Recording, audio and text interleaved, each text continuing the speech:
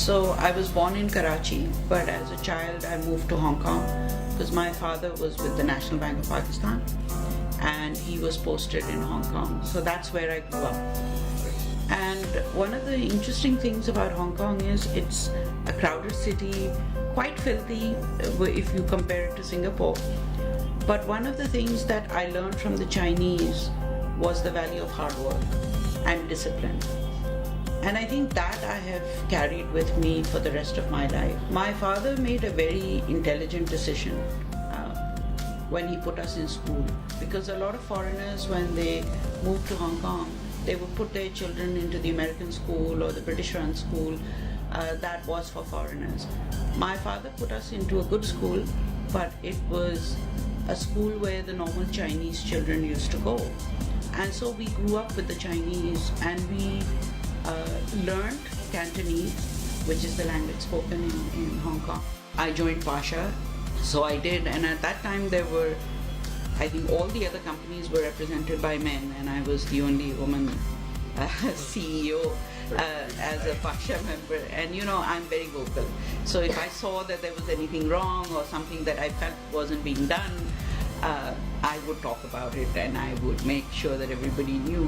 So one day, a group of CEOs from Pasha came to me and said, "You're always being critical about what we are not doing. How about you come on board the Central Executive Committee of Pasha and do some of the things that you've been talking about?" So naturally I was stuck.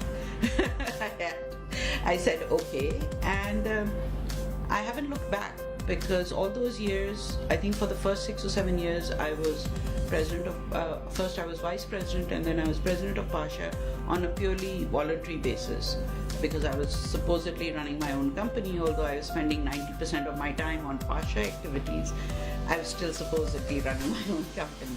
I had a great team who ran the company, and I sort of wanted it to be a place that when young people walked in, they would want to stay and they would want to work. And I think we've been able to achieve that. But that was only the number one thing. Getting a space, setting it up is the easy part. The difficult part is getting people involved and also providing what these youngsters needed. Again, we were very lucky. The moment we opened up the nest, we got calls from people from within the industry, both the tech industry and the general business sector, who said, "We're so excited that you've set up this space, how can we help?" And that's what Karachi is all about. I think that's what a lot of Pakistan is all about. That people want to help if they think you're doing something good. And we had so many mentors coming in, helping and guiding the young people who applied to be incubated in the nest. So far, including this current batch, we have close to 100 startups who have been part of the nest. 85% of them continue to function, which is, you know, great figures if you look at world statistics. That doesn't mean that they will not fail. Many of them will fail, but then that's something that they expect and we expect. However, we're here to support them. We're here to tell them, get up, brush yourself off and try again. Because if you have that entrepreneurial gene, if you want to fulfill a dream, it isn't easy.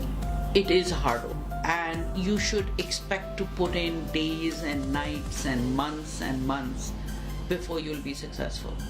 And I think that those are some of the things that have made this community very strong. Although they're here only for 4 months, we've told them that wherever they go, we're always here for them. So we've seen most of them coming back, either for activities here or to ask us to help them with a connection, or for us to introduce them to potential investors. And that community has grown. And the most important part of this community is that they are there for each other. So tomorrow I may not be here, but they will. So we need to make that community very strong in itself. And I think that's what we've been able to do, and that's what I'm most proud of. So it's too early to say anything about momentum until we've had the first conference. But I think just the fact that people will get together, that people will exchange views, that startups will engage with each other is a great thing. I would encourage these kind of events to take place.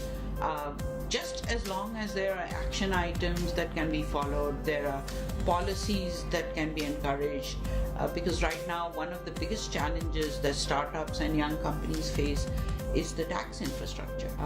A lot of companies will not be able to scale simply because the tax system is just not going to allow them to do it. So, if conferences such as Momentum, if the organizers can get together, come up with a policy guideline for the government, I think that's when we will have succeeded. If there are players coming from all across the country, which I hear is what's going to happen, then maybe together we can discuss this and we can make suggestions to the government so that the whole ecosystem then benefits. I'm a foodie, so I like trying all kinds of food. So I love sushi, I love biryani, I love to cook just as much as I like to eat. I've watched My Fair Lady many times and The Sound of Music. I had a cat. There's a picture of my cat with us for 16 years. So I would advise young people that if it's something that you feel strongly about, if you feel that it drives you, it makes you happy, then that's what you should do. Never settle for second best.